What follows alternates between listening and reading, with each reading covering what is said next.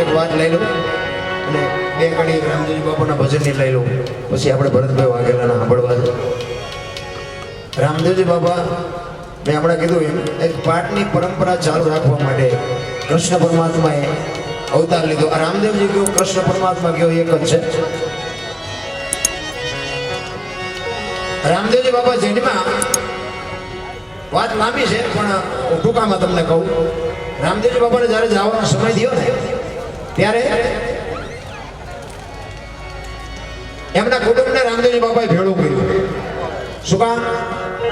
એમના ભાઈ માસીના દીકરા ભાઈ હરભુજી, રામદેવજી બાપાના માસીના દીકરા ભાઈ થાય.